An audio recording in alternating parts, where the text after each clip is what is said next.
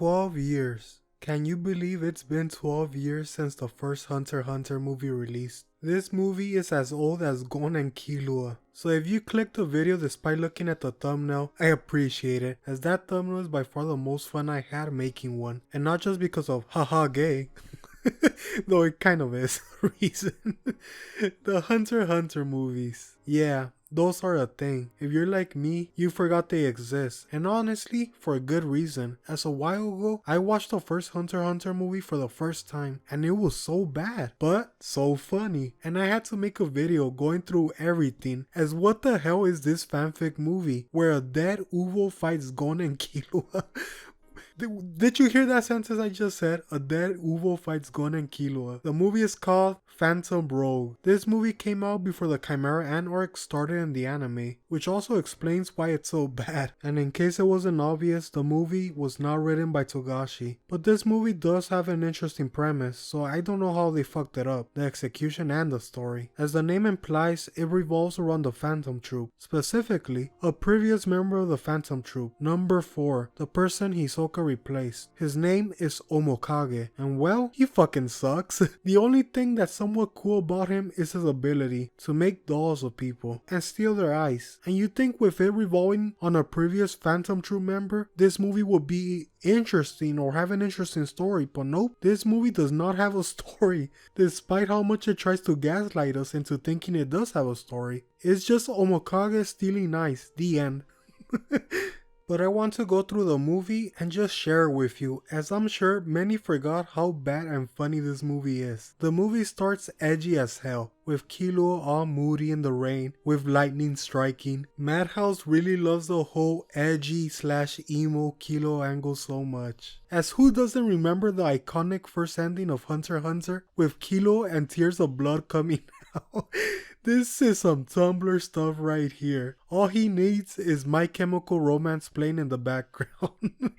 Now it isn't. We never get their flashbacks. Leorio, nothing in the manga. Kurapika, he wrote some of his backstory as a spin-off many years later. Hell, I think it was because of this movie he released it. Gon, nothing, as there isn't anything. Killua, we don't see his training or him being an assassin, etc. The reason why is because Togashi loves portraying the emotions, the struggles his characters go through in the present. The flashbacks are necessary for his style of writing, and it's something I respect of Togashi, as a lot of authors rely on flashbacks. Oh, and we also see a very slutty Illumi in this scene, by the way.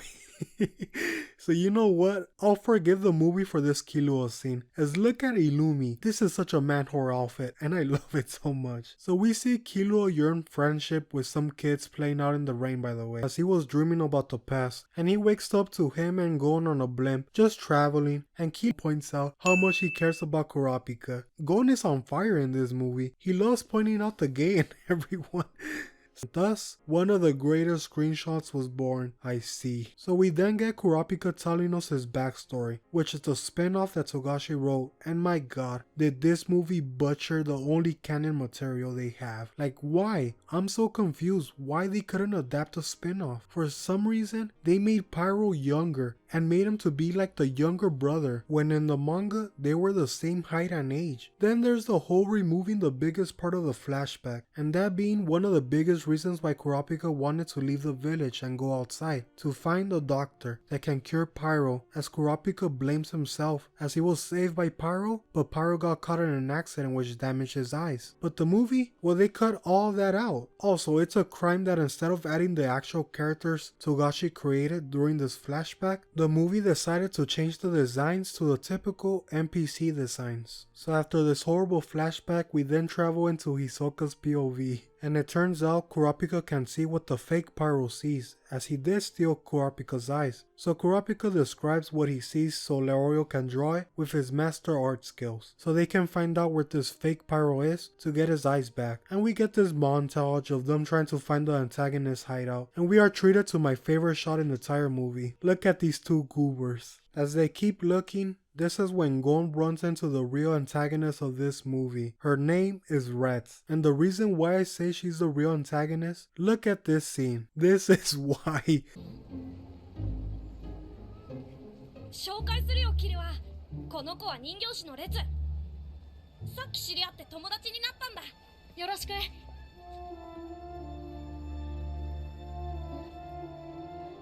友達 causing a homosexual standoff with Killua as they thought Rats was a boy, making Kilo so jealous that he actually ended up pushing Rats with how jealous he was. They amp Kilo's emotion so much in this movie, and I for one find it too funny. We then go back to Kurapika, and this time we actually get a real Hisoka POV, with him just watching Kurapika sleep. Typical Hisoka, you know. And you know what? Normally, I would criticize when characters do obvious forced exposition, as Hisoka tells Kurapika about who stole his eyes, and how it was a previous member of the Phantom Troop, the one Hisoka replaced. And the reason why I'm not hating on this is because Hisoka loves to exposit. He loves talking, and it always kills me when he was so sad that he didn't get to explain everything about Greed Island when Gon and the rest learned it isn't a real game. So I'm happy they used Hisoka as the one to do exposition right here. We then go back to Gon and Killua, where Nobunaga shows up and kills the doll Uvo. Gon and Killua leave and meet up with Rats, and Killua not trusting her because Killua hates women.